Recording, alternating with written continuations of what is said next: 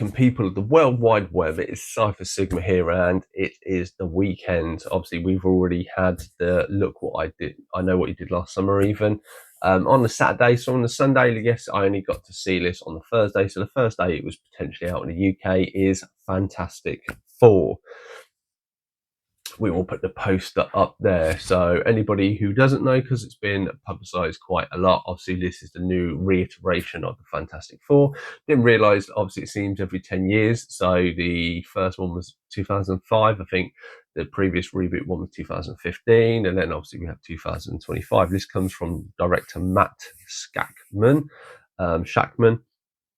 He seems to have produced mainly TV series episodes. This kind of seems to be his first foray into a big budget movie like this. It is an hour and 55 minutes long. You have two credit scenes. You have one at the beginning and one at the end. We will get into them in the spoiler warning.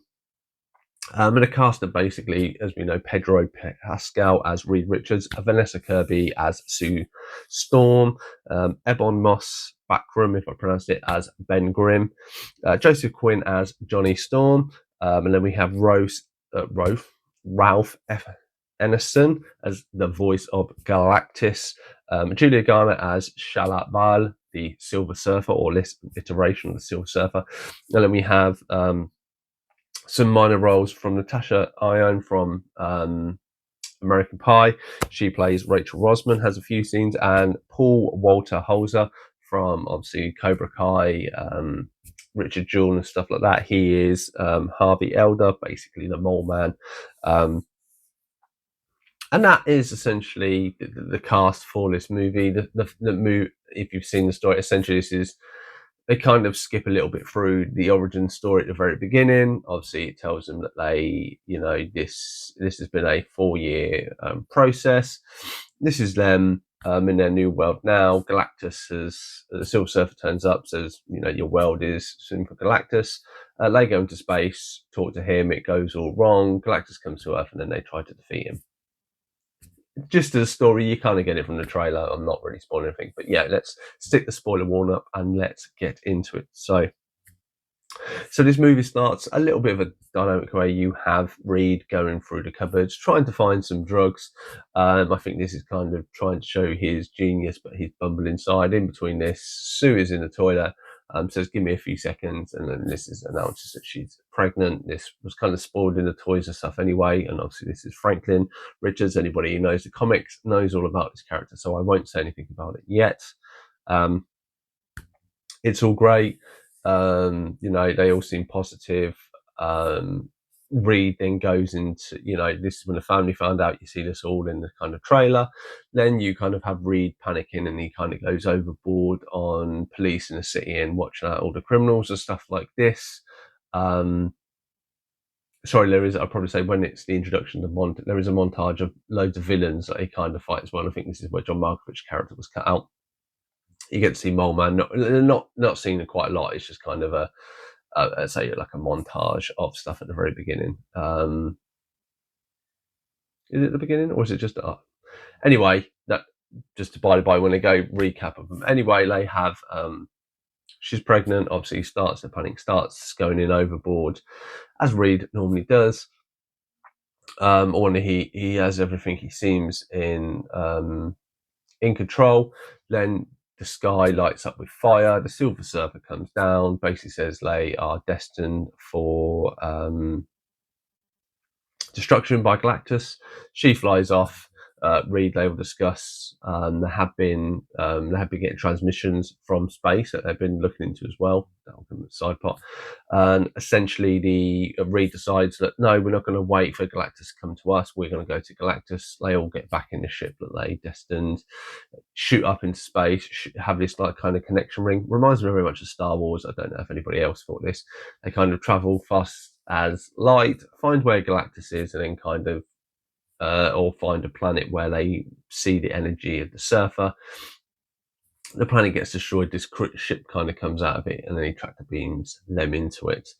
This is when they meet Galactus. Galactus kind of scans them and says, there is a creature that I want on your planet. It is your unborn child. If you give me the child, I will let your planet go. This is kind of going to be my new herald, my new successor. They're like, no, we're not going to do that. There's a little bit of a fight. The Fantastic Four manage to escape, and then they go back to Earth. And this is when they're met with a bit of resistance of everybody's like, oh, well done, you fought Galactus and beat him, because they're known to defeat and do everything. And they're like, no, we didn't. He wanted our son. They're being as honest as they can. This is when the world kind of goes very hostile against him. One kid against the whole world. Can you do it? Then this kind of leads to a little bit of a breakdown in the family. You have Johnny trying to decipher these recordings because they come from the Silver Surfer's home planet. And then it leads us to Sue meeting this mom and basically saying that we're not going to give up for our child. We love you all, and basic stuff like that. And you love us, and we're not going to sacrifice the Earth. During the process of this talk, Sue gives Reed the idea. He's been doing this little test of transporting matter. It's an egg. They decide, well, we'll do that with the Earth. We'll transport it to somewhere else, further away. Galactus won't be able to find us, at least for 1 million years or so. So they unify the world. They all build these little pylons all around it. They're all saving energy. And this is where you have kind of the world going on. Johnny's still focused on these decodings. Reed's trying to sort the technical side of it out with obviously Sue looking after the child. And then you have Ben. Obviously, this is where he meets, in between this, he meets the Rachel character, and they kind of have a little bit of a connection, as it seems to be. This culminates, they manage to get everything built up, go to transport the Earth, as they've got like a 40-second window where all this is going. The Silver Surfer comes down because Galactus is just where the moon is, more or less, or coming into. She destroys most of the pylons except for the one in New York. Surprise, surprise. And in between this, Johnny then races out to stop her from destroying the last one. And in between this, he basically has figured out what the communications were. They're from the Silver Surfer's home planet, and due to a bit of connection, he kind of connects with the Silver Surfer. She flies off because she's like, there's nothing you can really do. This is where they then all come to the idea of, oh, well, we've met Galactus. If we can get him out of his ship and get him to the last portal that's in New York, we can teleport him instead further away without his ship and stuff. It means seems like a worthwhile plan. They set this up. They have to use Franklin. This is where there is a little bit of turmoil between Reed and Sue. This happens quite a bit throughout. They seem to be a little bit at ends of each other, of different opinions. But yeah, Franklin's set up. Galactus comes down when the Statue of Liberty is, walks through Manhattan and stuff like this. They've basically got the Mole Man in league with them, and all the humans are underneath ground to save them. So, because he'll destroy. So as he's going through, he leads them to where Franklin is, in the middle of like this teleportation triangle. Due to Johnny burning his eyes and stuff like this, they manage to swap out the pod. And just as Galactus is going to step in, he realizes that they've moved Franklin to the Fantastic Four building, which is in the opposite direction.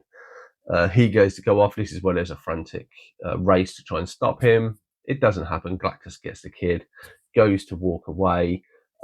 As he gets part of the way there, Sue kind of loses it, magically becomes superpowered, pushes Galactus into the portal. They turn it on, rescue Franklin, and Galactus more or less goes to get sucked through, comes back out as he normally do, and then the Silver Surfer, who magically was sitting there doing nothing as far as we're aware, comes and stops him at the very second, and those two are teleported off to somewhere else in the world.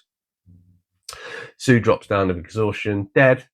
The others try to resurrect him with Franklin in tow. Franklin is put on Sue and resurrects Sue with his magical powers.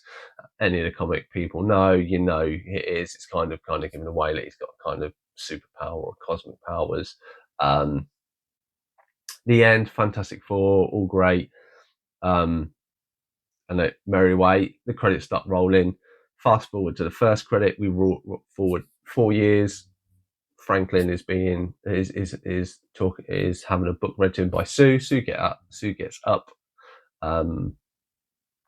As Sue comes back, She brings up her powers, and then you see Franklin touching the face of a hooded character, which is essentially Doctor Doom with his mask off.